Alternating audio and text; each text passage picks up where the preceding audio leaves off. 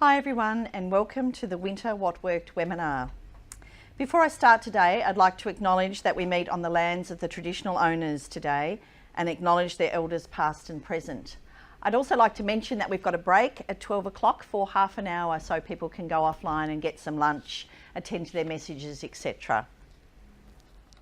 Just introduce myself, I'm Maree Roberts and I'm a Project Director in the Commissioning, Performance and Regulation team in the department. We're responsible for the performance monitoring framework for Victorian Health Services and also for the performance management of Metropolitan Health Services and are hosting today's webinar. Many of you probably attended the Winter Symposium or at least saw the results of our Winter Symposium that we held earlier this year. And the Winter Symposium was really to highlight the planning that the department and that the sectors, various health sectors, were doing in relation to winter 2018. And we said at that symposium that we would be coming back and talking about the results, which is why we're hosting the webinar today. So following the efforts of the health services and broader sector that you made over winter, it's important that we report back, I think, on what happened over winter, report back particularly on the results, the initiatives and the successes, and make those available to the wider sector. So, first thing I want to talk about is the fact that we did have a winter plan. So the department had a winter plan. The Minister asked us to pull that together for her.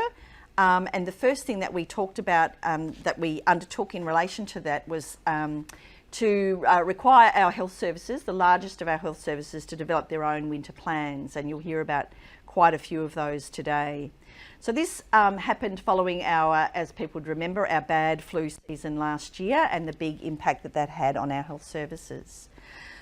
So we developed 40, health services developed 40 winter plans. Guidelines were distributed by us, which covered a range of issues affecting demand in winter. For example, effective discharge, care of older people, engagement with primary care, workforce and demand matching, surge capacity and escalation processes. We also set an increased vaccination target for healthcare workers of 80% over the previous year's target. There was some service growth in the system as well following last year's budget. That was, for example, able to open additional capacity at places like Peninsula and La Trobe, and as well as that there was some specific funding allocated for increased winter capacity at 16 services. For example, we got some increased short stay capacity over winter at the RCH, Royal Children's Hospital, as well as some flex beds at Melbourne Health. They're just some examples of how there was some additional capacity created over winter. On to the next component of our winter plan, and that is our multimedia flu awareness campaign, and it was titled "You'll Never Forget the Flu." This is a screenshot of one of the people who participated in the messaging for the campaign. It detailed the impact on individuals and families and was the first time we've had a multimedia campaign, including television, which was dedicated to influenza awareness in Victoria, and we'll be evaluating the success of that campaign shortly and hopefully able to share some of the results of that.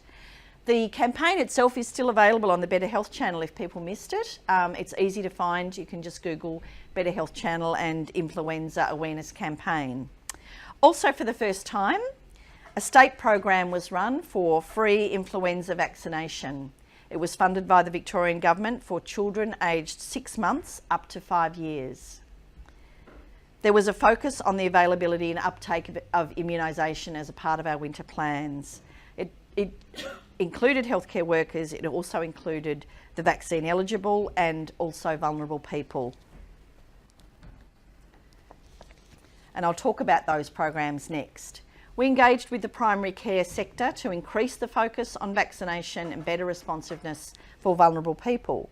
We sent out an expression of interest for some limited funding, and they were relatively small amounts of funding, but used quite effectively to provide flu vaccination services to vulnerable people, with 27 agencies approved for funding.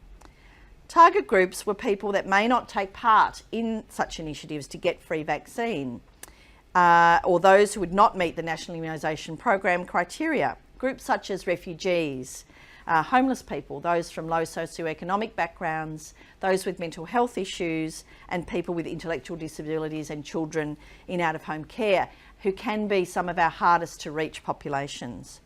Over 14,000 vulnerable people around Victoria were vaccinated against the flu under this program. There were also funding allocated to several providers to upgrade equipment, along with all providers distributing our influenza materials, health promotion and our key messages and web links. We also had a winter symposium, which many of you either heard about or attended. This is the agenda, which just shows the range of speakers that we brought together. Also for the first time this year, we brought together the immunisation, primary care and acute care sectors to really help us to plan for winter. As you'll see there, we had a range of good speakers. We had Lou Irving, who did an overview from a clinician perspective. He's a head of respiratory medicine at Royal Melbourne, and many of you may know him. We also had the primary care sector highly engaged, as well as health services presenting on their plans for winter, and we'll hear how some of those plans went today. We also had a special seminar for residential aged care staff, including the private sector, which was very well attended. Those both reinforced the need for early and proactive planning for winter and highlighted good practice in the management of winter illness. Together, the forums were attended by over 500 staff and managers across Victoria, which was incredibly pleasing for us as the organisers of those. This graphic that I have here just illustrates, I guess, the way that we want to plan and design a better system, both at a statewide level and also locally, so that people with winter illness are dealt with in the most appropriate setting and through effective pathways. So you'll see here from the graphic, our ideal is that the vast majority of people go to a GP, the minority go to hospital, and fewer even than that are discharged to subacute and the aged care sectors. It highlights the role of complementary sectors such as pharmacies and local government to support our prevention efforts and to make it easier, in particular, for people to get immunised, as well as get advice about winter illness. On to some other key projects. One of the key projects which some of you may have participated in has been the Patient Flow and Emergency Department collaboratives run by Better Care Victoria. They've been run over the last few years. As you can see for this one, the Patient Flow Collaborative is just in its sustainability phase and is about to finish in January.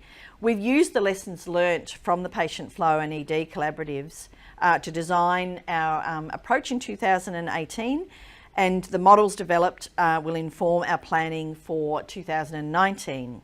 I also wanted to talk about system planning and information. As a result of the Minister's Flu Roundtable that she held last year, this was a key feature of one of the things that she wanted the department to focus on. System planning and information. So there were a few things that we did this year that we hadn't done in previous years. Weekly health services teleconferences were held with chief operating officers or their delegates from each of those health services with an emergency department. We had fortnightly winter demand meetings in the department between departmental staff to ensure that all our projects remained on track. We also produced winter monitoring reports weekly, which were distributed to health services, departmental executives, etc., to ensure that timely information on the progress of the season was available to all stakeholders. And for the first time, we were able to monitor real-time data, both for flu notifications and for emergency department presentations, and also to use those together to measure and monitor the impact of winter and inform the department's actions as well. So on to winter, how did we go? So, as people would probably be aware, there was lots less flu around this year. In fact, flu levels were considered baseline throughout the season with no real peak, whereas we had 2 peaks in the flu season last year. And this season was considered unusual. There were about 85% fewer notified cases of laboratory confirmed influenza this year. Last year, remembering, was quite a high year, in fact the highest year we'd had since 2009. The contributing factors to lower flu notifications for the year were potentially the high numbers of people infected last year, so producing natural immunity, the record number of Victorians, in particular young people, who were vaccinated this year, particularly with the availability of the free vaccine, the predominance of H1N1 flu strain in the season with potentially higher vaccine effectiveness compared to 2017. And we also had some vaccines that were specifically targeted to elderly people that were more effective than the ones that were used last year for that cohort. So ED presentations, something of interest to everyone, I'm sure, 2017, 2018. So you can see that apart from a few weeks, the presentations tracked in a relatively similar pattern. Few less in certain weeks than the year prior, but what we see is that presentations increase over winter and don't really decrease to pre-winter levels. They simply reset, and I'm sure that's your experience out there as well. So even though there's less flu and the impact of flu, other factors such as population growth, ageing, and just the impact, I guess, of other winter illnesses mean we experience high levels of presentation over winter. The performance results are the next thing that I wanted to talk about. So in relation to the 4-hour emergency target, we had a 2% improvement winter on winter. So as I said, while the flu season was at baseline, other common winter illnesses were still prevalent in the community, and I'm sure that's what you experienced, which, as we know, compromise the health of groups such as the elderly and people with underlying illnesses. The immunisation rate for healthcare workers was achieved. That was 80%, but we actually achieved 83%, which was fantastic. In relation to some other kind of activity measures, just to let you know that there were fewer respiratory care outbreaks this year. So during winter we had 21 respiratory outbreaks due to influenza in residential aged care compared to 275 in 2017. So again, as we know, last year had a big impact. This year, a lot of the work that we did in immunising our staff and people in residential aged care facilities clearly had a big impact.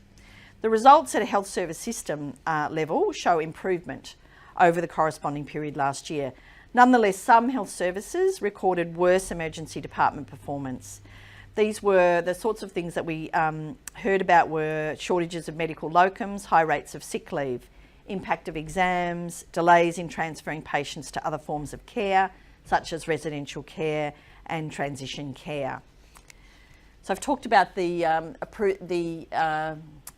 healthcare worker vaccination rate, and the other thing I wanted to talk about was many health services focused on improving their vacancy management rates and reported improved vacancy rates as a result, which was really pleasing. I also wanted to just highlight that the ambulance handover result was also improved. So last year our target was I think 80%, and we improved to 83.5%. So a 3.5 percentage increase over the previous winter, which was really pleasing to see. So my colleague Deb Ite and I, who you may also know, have evaluated the health services winter plans this year, as well as some of our other initiatives, but I just wanted to focus today on what the evaluation of the health service winter plans was showing us. And there's a few key themes that I wanted to focus on. The first of those is patient flow. So patient flow, as you know, within a health service is an essential component of winter planning, ensuring that patients get the right care at the right time. 31 health services presented plans to minimise delays in care and ensure the timely discharge of patients. We also had 6 health services developing and implementing daily operating systems, including discharge planning, local problem solving, and service-wide and resolving service-wide issues. Those services were the Austin, Bendigo, Eastern, Northeast Health Wangaratta, Peninsula and Southwest Healthcare. And I know that there are other health services thinking about implementing daily operating systems. Other initiatives under patient flow focused on identifying barriers to discharge early in the hospital stay, as well as community-based diversion programs such as Gem at Home. Workforce emerged as a key theme. The workforce capability and planning cycle is particularly important during winter. 31 health services indicated in their winter plans they were preparing for the flu by reinforcing workforce capacity. These strategies were designed to address general workforce shortages in light of increasing demand in winter. However, what we experienced was that there was a lack of initiatives that specifically addressed what we would call recurring pain points over winter, such as two lots of school holidays, registrar exams, junior medical staff rotation changeover, and therefore workforce shortages were still an issue during the season.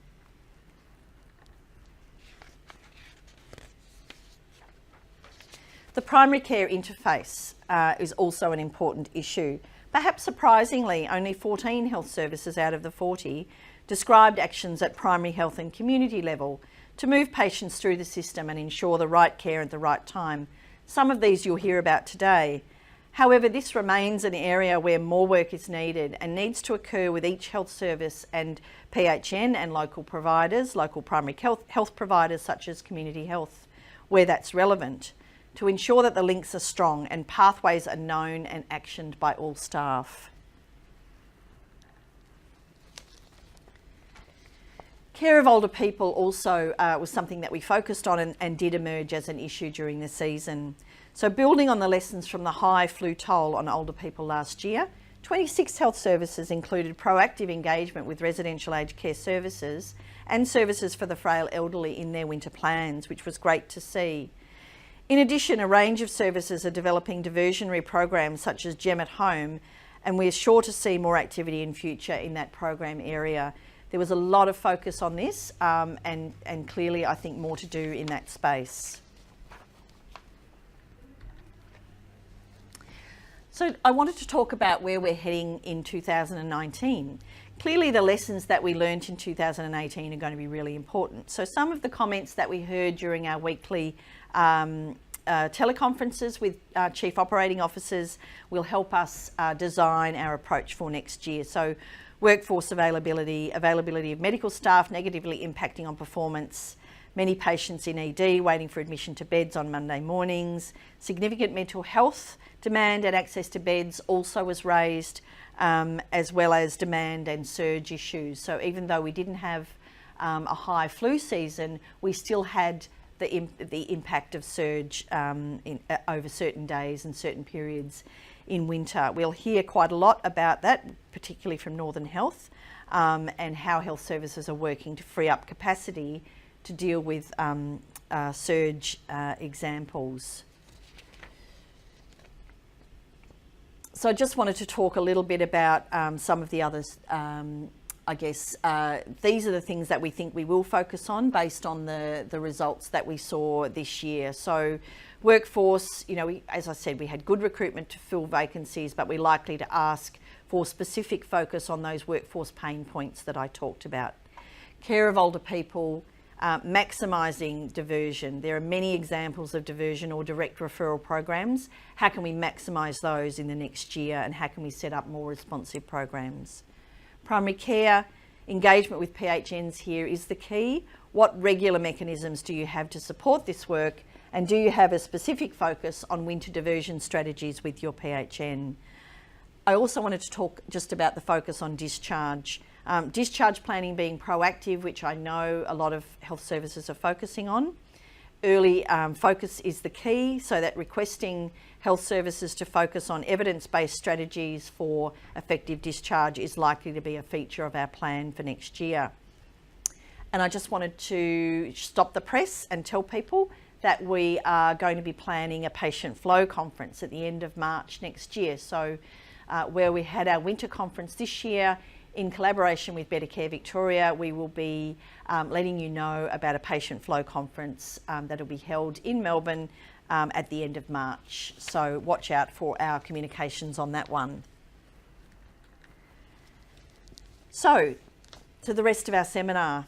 The speakers from today you will have seen on our agenda, hopefully, and we'll hear about their experiences across health services.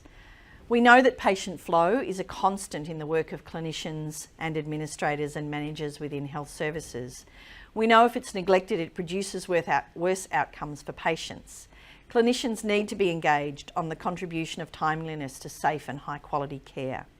We're very pleased to be able to share these experiences with you and aim through this, the winter planning process, to add to the documentation of best practice and to build the evidence base for what works and share that with health services. Before we move on to the speakers, after each speaker, we'll mute and go to the webinar slide that I used at the beginning so that we can mic up, as I am, and get ready. But that won't take long, so please stay online. The other thing I wanted to cover was just At the end of each speaker, we will have a few minutes for questions. So if you would like to ask questions, there is a chat box, should be visible on your online. And if you put in your name and email address, that will come through to us, and we will be able to ask that question of each of the speakers. So over to our first speaker, and I will ask each speaker to introduce themselves to the audience. So again, for this first speaker, you'll just have about 30 seconds of the slide while we mic up and get ready for the first speaker.